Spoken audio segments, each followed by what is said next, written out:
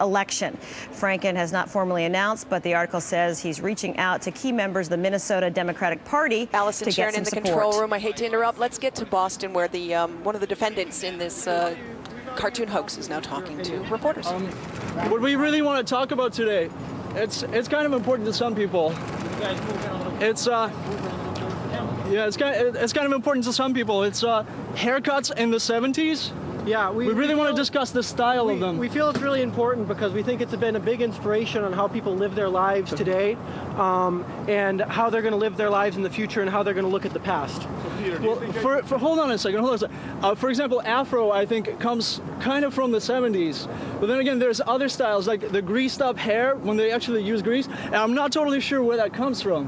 Whether or not it's from the 20s or from the... It's definitely not from the 60s, I don't think. Well, the 60s sort of... We're taking this very seriously. Yeah, please don't interrupt. The 60s sort of had the mod hairstyle, which I believe evolved into the sort of greased back look of the 70s. But Peter, what you're saying is you think it maybe came more from the 20s? Yeah, I really think it came from the 20s. It sounds to us like you are taking this seriously. Well, do you guys have any haircut questions for us? What do you think about what happened yesterday? When are you going to get one?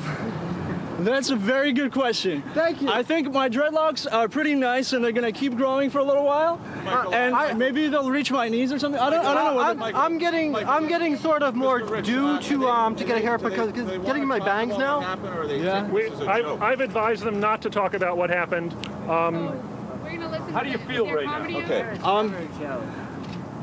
I feel like my hair is pretty perfect, but altogether I want to redirect this onto the topic of haircuts in the 70s because I want to educate myself about it a little bit more than I know already. We saw them laughing in court. We've seen their appearance now. Prosecutors are taking this seriously. Are they not taking it seriously? Can you just step to the microphone, please? Oh yeah, that's very They've taken the case very seriously. As I said, they've been advised not to speak about the case.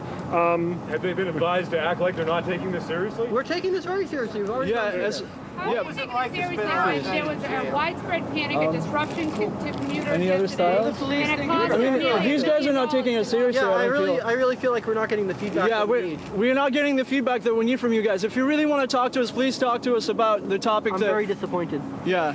As you've been listening into this, I don't even know if I should call it a press conference exactly in what's happening in Boston. The two men who were arrested and pled not guilty this morning with regards to this scenario that happened in Boston. They came to the microphones, and as reporters been peppering them with questions about what happened yesterday, they took it as an opportunity to continue their theater and discuss 70s haircuts.